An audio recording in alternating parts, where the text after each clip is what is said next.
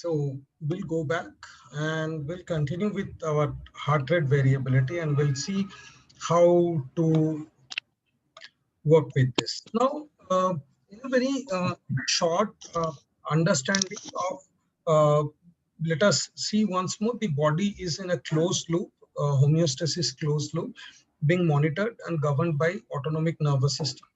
The autonomic nervous system has got two branches, sympathetic nervous system and parasympathetic nervous system. It has to be considered as a sensor, feedback loop, and a switch. The switch on switch is sympathetic, off switch is parasympathetic. The body tells the autonomic nervous system, body generates a demand. Based on that, autonomic nervous system activates a sympathetic branch and the parasympathetic branch. The clinicians should also know that the parasympathetic nervous system is also at times known as the vagal tone. So vagal tone, the word that you use often is correlated with parasympathetic nervous system, which also depicts the rest and recovery.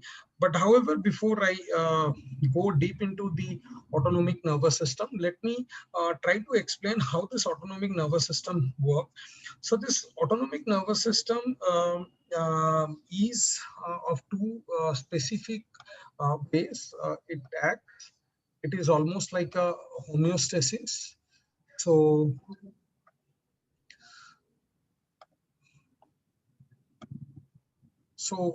if the body is under homeostasis, this is known as autonomic equilibrium, autonomic homeostasis, autonomic balance.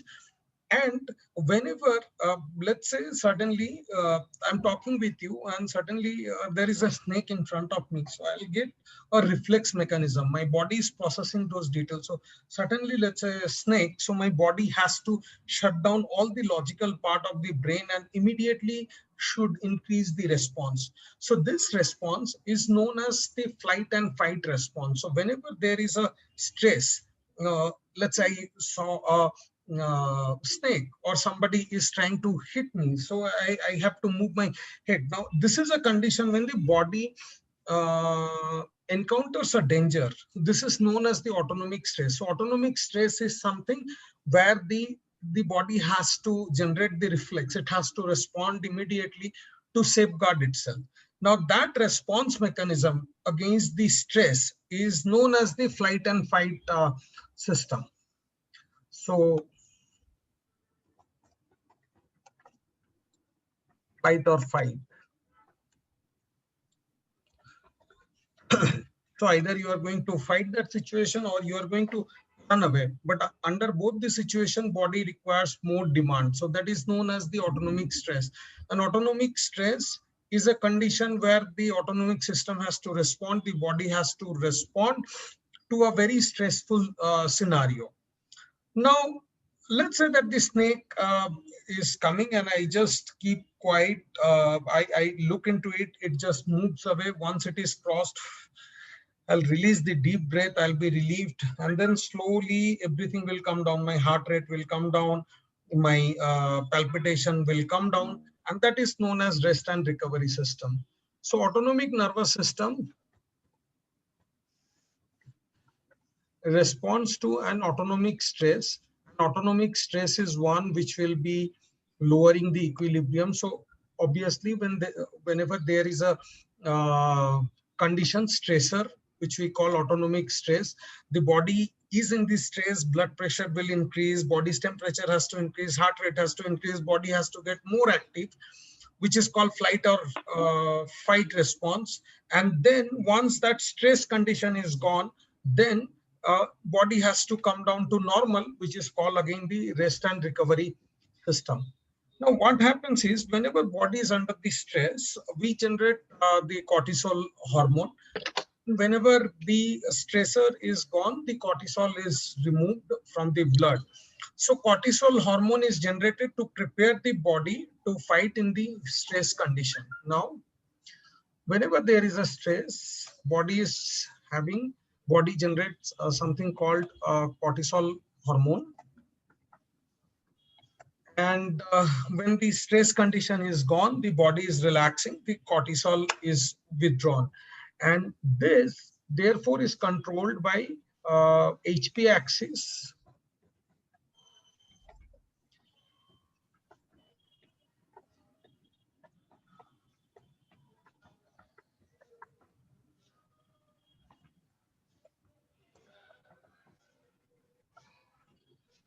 It is therefore controlled by HP axis. So whenever there is an autonomic stress, the HP axis also gets stressed.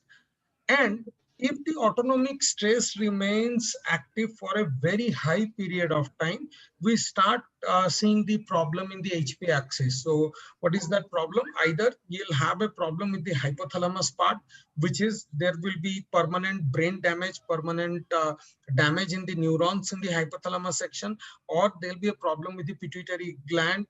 The endocrine system will get distorted, or there'll be a problem with the adrenaline, which will obviously change the cortisol adrenaline balance.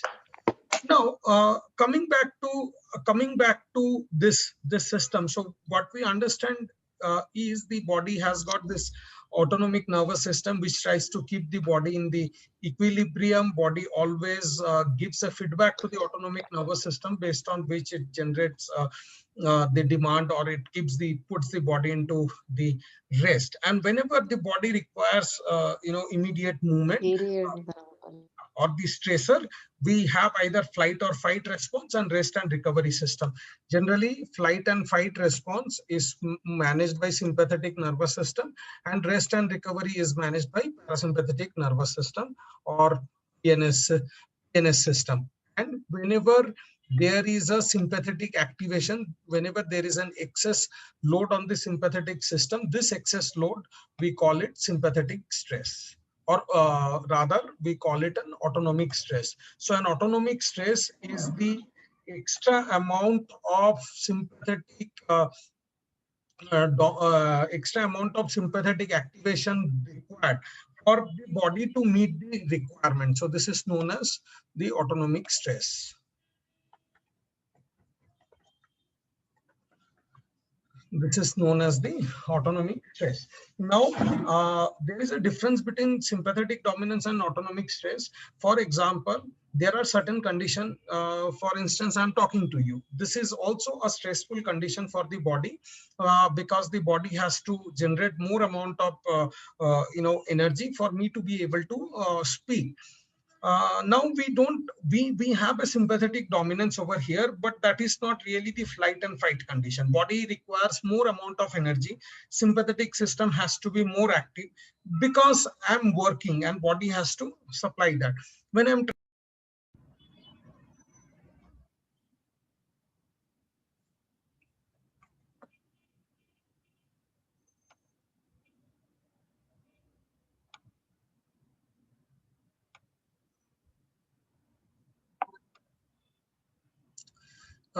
give me host access, Shabnam.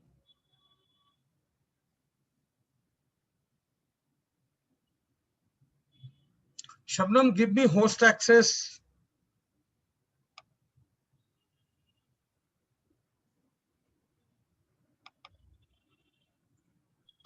Hello. Yeah, you have given me host access, right? Right, sir. Is it getting recorded? Yes, sir. Okay. So yes, so now because I'm speaking, there has to be an autonomic dominance. The body has to, there has to be a sympathetic dominance. Body has to supply me more blood, more energy, which is sympathetic dominance, and I'm not under stress. Now, however, if I am debating with somebody, or rather, if I'm arguing with somebody, I am in the autonomic stress because my mind is getting overactive. I'm trying to think too much. I'm trying to reply immediately, which is the autonomic stress. So autonomic stress is a condition where the body is trying to push you beyond the sympathetic dominance. So by measuring the autonomic nervous system, we can measure stress. We can very much calculate whether the HP axis is working properly or not, whether somebody is getting enough rest and recovery or not, and literally whether the body is in overall working good or not. Now, before we go into the details of the before we go into the details of the measurement of the autonomic nervous system, what I'd like to do is I'd like to have something on stress. As I've said, stress is a flight and fight response of the body where the body has to respond immediately. Now, the stress can be of different types. The stress can be generated due to physiological issues. Uh, so So, for example, I have to run. I have to run to catch a bus. That's a physiological stress. Or I'm having to break something and apply too much of pressure. That's a physiological stress. I'm exercising a lot. The body is not accustomed to that much of exercise, so it has to supply more amount of blood. So that's a physiological stress. The stress can also be psychological.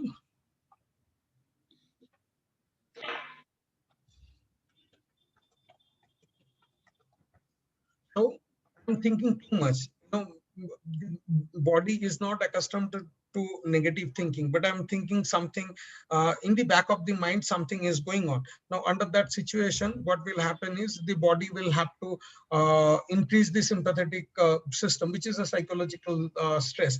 I'm feeling depressed or lonely. It's a psychological stress. I'm feeling the anxiety and palpitation. That's a psychological stress. The other type of stress is a pathological stress. So where, let's say there are pathogens that have entered into the body has to fight those situations. Let's say there are external bodies that has entered into the body has to activate the immune system. It has to kill and remove those extra pathogens. We will call that a pathological stress. So irrespective of why this stress has been generated, whether it is physiological, pathological, and psychological, the stress finally gets into the autonomic nervous system. So finally the autonomic nervous system is the one that manages the stress, and HP axis is the one that chemically manages the stress. So if you do the cortisol test, 4-quadrant cortisol test 4 times a day, you'll be able to know whether the person is in stress or not. One of the better ways of doing that non-invasively is through Lyfas or through heart rate variability. If you get an autonomic stress, which automatically means that the cortisol level is high, and if the cortisol level remains high for a long period of time, let's say that you are thinking negatively for days, there is a stress which exists for the days, then we call that a chronic stress. Let's say that you are being depressed for days. That's a chronic stress. Say for example, you have some viral infection for days. That's kind of a chronic stress. So these are the different kind of stresses. Now further, psychological stress can happen due to various reasons. For example, it can happen due to social reason, relationship reason, financial reason. The reason could be anything: social, financial, relationship, and many other reasons. But whatever this reason may be, it affects the psychological stress, and whatever the type of psychological stress it might be, it comes down as the autonomic stress. So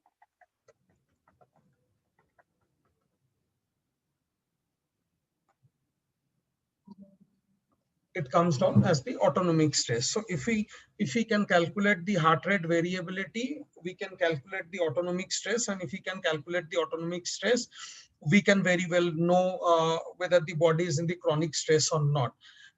Why this is significant for us to know whether the why the body is in the chronic stress or not? Because we are into the chronic disease management, and the major reason for the chronic diseases is are: number one, aging.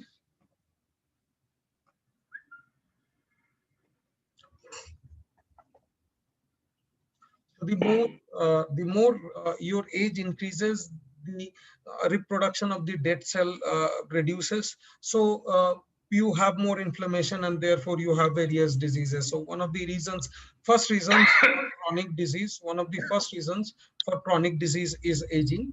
The second reason for the chronic disease is chronic stress.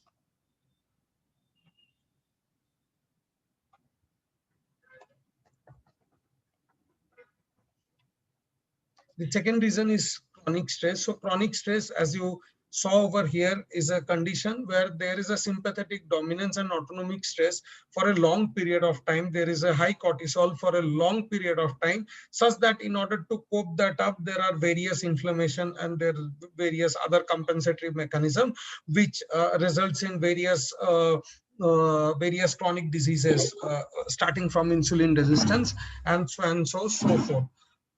So this chronic stress furthermore comes from two major issues. Number one, because physiologically the work is very less, the chronic stress is again happens due to two major reasons.